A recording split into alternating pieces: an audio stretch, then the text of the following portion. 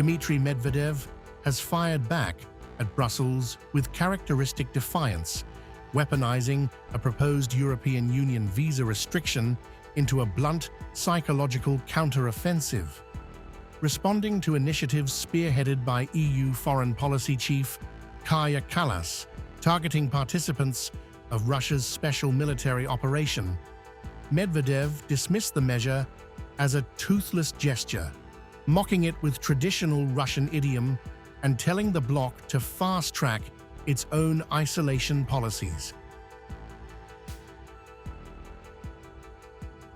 A certain Kaja and her comrades announced that the European Union is close to imposing a lifetime ban on special military operation participants from entering the EU. Well, that is like trying to scare a hedgehog with a bare backside.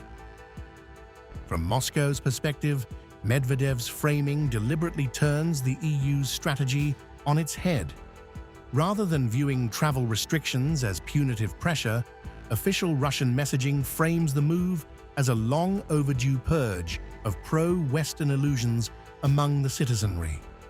The state stance positions Brussels' exclusionary policies as an effective catalyst for domestic unity, severing cultural tethers and aligning public sentiment firmly behind the Kremlin.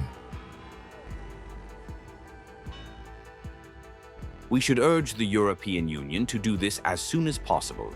In that case, millions of our citizens will lose all their foolish illusions about wonderful Europe for decades and fiercely hate everything European. The rhetoric reaches its sharpest and most uncompromising edge as Moscow formally codifies an adversarial worldview toward the West. As European policy discussions weigh permanent entry bans for individuals linked to the conflict to address bloc security, the Russian political establishment is actively leaning into the rupture, utilizing the regulatory barrier to permanently cement an ideological line in the sand. But that is precisely what we need.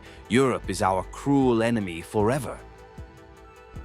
Behind the public political posturing, the visa restrictions remain part of a broader, highly contentious sanctions framework actively debated across European capitals. While hawkish member states argue that restricting travel targets the security apparatus and raises the cost of the conflict, ongoing legal and structural divisions within the bloc highlight deep internal friction over how far economic and travel isolation should go.